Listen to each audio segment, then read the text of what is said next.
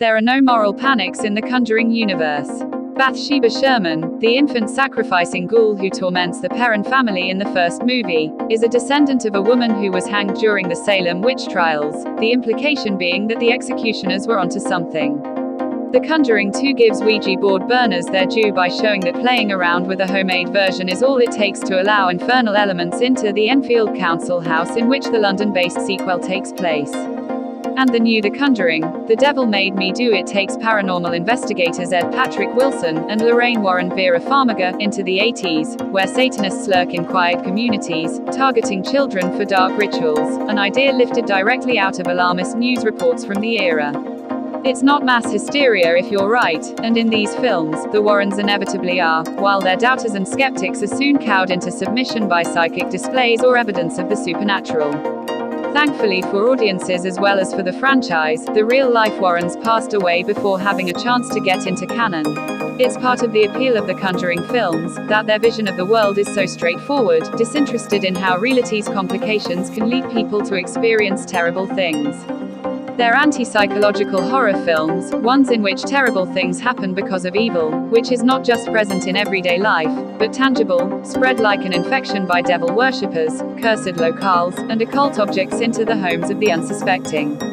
Then in come the Warrens, demonologists by way of sitcom parents Ed brave and blustery, Lorraine delicate and determined, Wilson and Farmiga imbuing their relationship with an easy affection, who exude a reassuring certainty that there are external forces at work that can be diagnosed and defeated. This format has been effective enough to spawn a multi-tendriled, 8-film strong franchise whose installments don't all directly involve the Warrens, though none of the subsequent titles have lived up to the heady thrills of the 2013 original from James Wan, which was, to use the technical term, scary as all fuck. The Devil Made Me Do It isn't directed by one who did return for the 2016 sequel, but by the Curse of La Llorona's Michael Chavez, who cribs capably from one's approach to timing and misdirection without coming up with anything good enough to rival Lily Taylor being lured into the basement to play hide and clap with a ghost. It's not Chaves's takeover that makes this new film feel like it runs off the rails, it's the choice to shift focus from a haunting to a murder.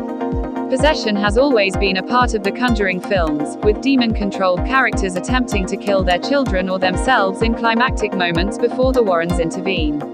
But in The Devil Made Me Do It, Arne Johnson Rory O'Connor actually manages to murder the landlord of the apartment he and his girlfriend, Debbie Sarah Catherine Hook rent, though, as the film would have it, it's all due to the demon he absorbed during the exorcism of Debbie's younger brother, David Julian Hilliard. The Warrens are too late to stop the killing, but they do approach Arne's lawyer and offer to help her prove that he's not guilty by reason of demonic possession. Like its predecessors, The Devil Made Me Do It begins with a note about how it's based on a true story, and ends with photos of the actual people involved.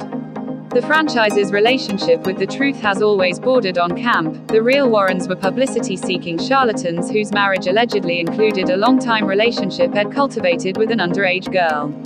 In the real Arne Johnson case, the demonic possession plea was immediately rejected by the judge. But the way this new film uses and excuses the actual killing of Alan Bono breaches the boundaries of what's in good fun, not to mention good taste. Arne, who in real life was convicted of manslaughter, is blameless on screen, having begged the demon-possessing David, Father Karras style, to enter his body instead. He's made into a martyr who battles for his soul while being left exposed to nefarious powers behind bars, while Debbie remains steadfastly by his side and the Warrens work to get to the bottom of what happened. The trial isn't given much screen time, but it's implied that the couple's efforts played a key part in the defense, saving Arne from the death penalty as well as from a mysterious occultist played by Eugenie Bondurant. And for all this, the scenes of Arne in jail are a suspense-less bore, interrupting the momentum of the film whenever it sees fit to cut to him. The Devil Made Me Do It has enough to figure out already without asking the audience to invest in a character who's an empty vessel. It has to figure out what a Conjuring film looks like when it's not about a particular location, though the film's highlights, aside from an appearance by John Noble as a retired priest, remain the parts that stick closest to what's familiar, when we see in flashback how David became possessed in the first place. It involves a wonderfully period-appropriate sequence with something lurking in the waterbed that was left behind by the previous owners of the place that David's family moves into. Staring at the space where the bed used to be, the Warrens discover stains on the floor, evil as a literal rot, eating away at the floorboards thanks to something foul underneath. The Conjurings have always been best when they've been nightmares about terrible things finding their way into the sanctity of a home, when they've played on paranoia about domestic spaces that are meant to be safe for a family actually being poisoned. The Devil Made Me Do It trains its gaze instead on the boy next door, and insists that it's equally unimaginable that such a figure would do something as unimaginable as murder, that something else must be pulling the string, but the truth is, it's not hard to imagine at all.